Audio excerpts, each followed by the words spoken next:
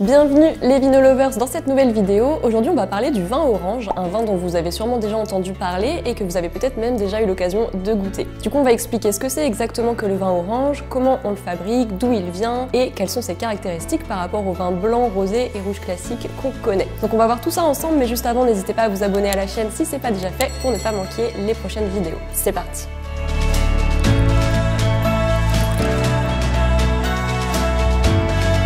Alors le vin orange, c'est ce qu'on appelle un vin de macération, donc concrètement c'est un vin blanc vinifié comme un vin rouge. Alors je vais vous expliquer plus en détail parce que bien sûr tout le monde ne connaît pas les différentes méthodes de vinification qui permettent de fabriquer le vin. Donc on va voir comment on fabrique ce vin et comment il obtient sa couleur orange. Alors déjà de base, il nous faut obligatoirement des raisins blancs. Ensuite, au lieu de presser directement les raisins pour en extraire le jus comme on le ferait pour un vin blanc classique, on va les laisser macérer quelques temps. Et c'est cette macération qui va permettre au jus de devenir orange grâce aux pigments de couleur présents dans la peau des raisins blancs. Parce que de base, le jus de raisin est toujours blanc, même chez les raisins rouges. Donc pour donner de la couleur au jus, la solution c'est de le laisser macérer au contact des peaux colorées des raisins. Et d'ailleurs, c'est comme ça qu'on fait les vins rouges également. Tandis que pour les vins blancs, comme on veut pas que le jus soit trop coloré, on va directement presser les raisins pour récupérer le jus sans qu'il y ait de macération. Et pour les rosés, on peut utiliser du coup les deux techniques, celle de la macération si on veut un rosé coloré et celle de la presse si on veut un rosé plus clair. Alors revenons au vin orange, maintenant qu'on sait comment il obtient sa couleur, on va voir d'où il vient et depuis quand il existe. Eh bien on fabrique du vin orange depuis l'Antiquité, donc c'est loin d'être une nouveauté, et il est originaire de la région du Caucase et plus probablement de Géorgie où on connaît le vin orange sous le nom de vin ambré. Alors il faut savoir que la Géorgie c'est le pays considéré comme le berceau du vin puisqu'on y a retrouvé les traces les plus anciennes de vinification et leur technique à eux c'est de le laisser vieillir dans des grandes amphores en argile appelées kvévri qui sont enterrées sous terre. Donc pour en revenir au vin orange, finalement cette technique de macération de raisin blanc s'est répandue un petit peu partout dans le monde par la suite, notamment au nord de l'Italie d'abord et puis ensuite en Slovénie, en France, en Allemagne, aux États-Unis ou encore en Australie.